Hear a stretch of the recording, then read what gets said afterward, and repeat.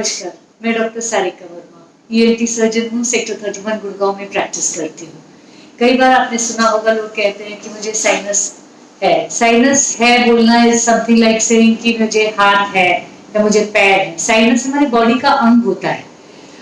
Sinuses हमारे face की जो बोन्स हैं उसके अंदर एयर फिल्ड कैविटीज होती हैं।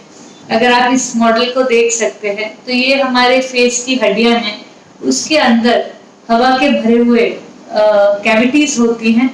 यहाँ पर ऊपर फ्रंटल साइनसेस बोलते हैं, फेस के ऊपर मैक्सिलरी साइनसेस बोलते हैं, आंखों के बीच में मल्टीपल एथमॉइड्स, एंटीरियर और पोस्टीरियर एथमॉइड सेल्स होते हैं, और दिमाग के पास एक कैवर्नस साइनस होता है।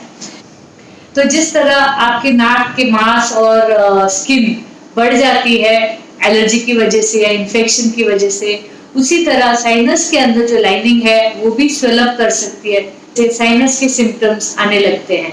अगर किसी को साइनस की बीमारी है तो उसके लक्षण क्या है? नाक बंद हो जाना, नाक से पानी आना, गाढ़ा पीला बलगम आना, नाक के पीछे से रेशा गिरना गले में, जिसको पोस्ट नेजल डिस्चार्ज कहते हैं, खराटे आना, ये भी कई बार साइनस के लक्षण हैं।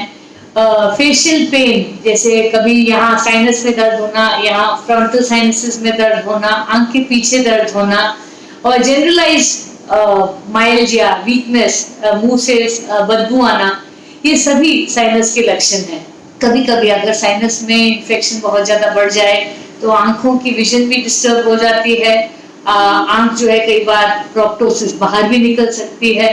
तो साइनस में बहुत सारी बीमारियां हो सकती हैं। कई बार तो सिर्फ एलर्जी होगी या इन्फेक्शन होगा तो उसका इलाज हम दवाइयों से ट्रीट कर सकते हैं। कई बार साइनस में पॉलिप्स बन जाते हैं, थैलियां होती है छोटी छोटी जो नाक में अंदर लटकने लगती हैं, जिसको नेजल पॉलिप्स कहते हैं। इनका डायग्नोसिस ईएनटी सर्जन नाक के अंदर देखने से करते हैं, और हम लोग एंडोस्कोपी करते हैं ताकि हम लोग दूरबीन से नाक की अंदर जांच करते हैं, देखते हैं कि कोई साइनस में इन्फेक्शन तो नहीं है, पस तो नहीं निकल रहा, रेशा तो नहीं निकल रहा, कोई एक्स्ट्रा सेल्स या मास या ग्रोथ तो नहीं है।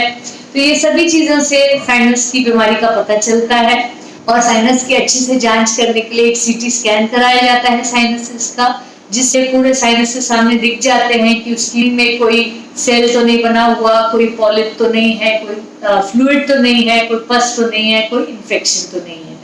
साइनस में अगर इन्फेक्शन हो तो एंटीबायोटिक दिए जाते हैं जो कुछ लंबे समय के लिए चलते हैं। साथ में ही एंटी एलर्जिक दिए जाते हैं, नेजल स्प्रे दिए जाते हैं, टैबलेट्स दिए जाते हैं ताकि साइनस की इन्फ्लेमेशन कम हो जाए, इन्फेक्शन है वो गल के अंदर चले जाए और साइनसेस आपके खुल जाए। किसी की कभी साइनस पे सर्जरी करने की भी जरूरत पड़ती है। अगर नेजल पॉलिप्स हैं जो आपके साइनस ओपनिंग ब्लॉक कर रहे हैं तो डेफिनेटली सर्जरी करना पड़ता है। अगर नाक की हड्डी टेढ़ी है या कौ का बुलोसा है, अगर और कोई भी वजह है या कोई मास है तो फिर एंडोस्कोपिक साइनस सर्जरी की जाती है। एंडोस्कोपिक साइनस सर्जरी दूरबीन से होती है, बाहर कोई कट स्टिच नहीं आता, नाक की ओपनिंग के थ्रू ही एंडोस्कोप के जरिए ऑपरेशन किया जाता है। समय में जो है नाक आपकी खुल जाती है।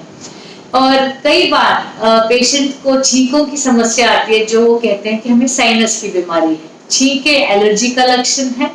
नाक की एलर्जी जो है बहुत पेशेंट्स को परेशान करती है।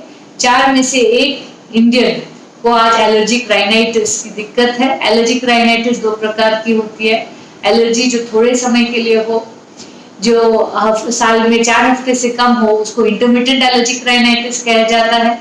और जो एलर्जी पूरा साल चलती रहती है या साल में 4 हफ्ते से ज्यादा होती है, उसको पर्सिस्टेंट एलर्जिक राइनाइटिस कहते हैं। एलर्जी के लक्षण होते हैं छींके आना, नाक से पानी आना, नाक बंद हो जाना, नाक में खारिश होना, और कई बार आंखों में भी जलन, आंखों में इचिंग और पानी निकलना। तो ये सभी जो है एलर्जी के लक्षण हैं। एलर्जी के लिए आपको ईएनटी डॉक्टर जो है टैबलेट और नेजल स्प्रे देंगे, जिससे जब तक आप दवाई लेते हैं आप बिल्कुल ठीक रहेंगे। अगर दवाई छोड़ने के बाद आपके सिम्टम बार बार लगातार आपको तंग करते हैं तो एक एलर्जी टेस्ट किया जाता है। एलर्जी टेस्ट जो ब्लड टेस्ट से करते हैं वो कुछ कम एक्यूरेट होता है, 60% एक्यूरेट होता है। और जो एलर्जी टेस्ट हम करते हैं आपकी स्किन पर, बाजू पे दवाई लगा के टेस्ट किया जाता है, जिसको allergy test by skin prick method कहते हैं। ये बहुत एक्यूरेट होता है, 98% एक्यूरेट होता है। ये हम कंप्लीट एलर्जी टेस्ट करते हैं। 55 खाने की चीजों से टेस्ट करते हैं और 55 हवा की चीजों से टेस्ट करते हैं, जिसमें पता चल जाता है अगर कोई एलर्जी होगी तो उसको हम पेशेंट को बता देते हैं कि कैसे अवॉइड करना है। तो एलर्जी के ट्रीटमेंट के 3 स्टेप होते हैं। फर्स्ट स्टेप इज आइडेंटिफिकेशन, पता करना कि किस चीज से एलर्जी है, ये एलर्जी टेस्ट के जरिए होता है। दूसरा स्टेप होता है अवॉइडेंस, मतलब जो जो चीज अगर आपको एलर्जी में आता है, तो अगर खाने की चीज है आपको बता दें ये चीज नहीं खाना, अगर हवा की चीज है उसको कैसे अवॉइड करना वो भी बताते हैं।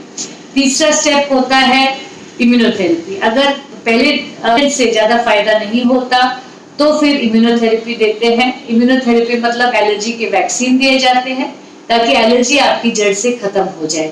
एलर्जी वैक्सीन 2 प्रकार के होते हैं, ओरल ड्रॉप्स जो सबलिंगुअल इम्यूनोथेरेपी होता है और इंजेक्शन जो सबक्यूटेनियस इम्यूनोथेरेपी होता है।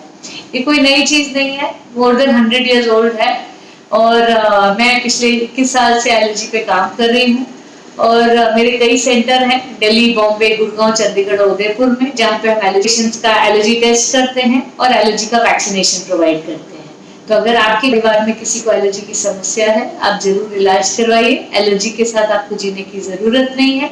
साइनस की बीमारी भी बहुत अच्छे से कंट्रोल हो सकती है, तो आप अपने साइनसेस और एलर्जी का ध्यान रखें। इसके अलावा ब्रीदिंग एक्सरसाइजेस, प्राणायाम, अनुलोम विलोम, स्टीम, ये सब चीजें करने से आपको काफी आराम रहेगा। The important thing is to have a regular exercise. Daily आप 45 मिनट्स ऑफ कार्डियो एक्सरसाइज करेंगे, आपके लंग्स की कैपेसिटी अच्छी रहेगी, तो आपकी बाकी सभी बीमारियां कम हो जाएंगी।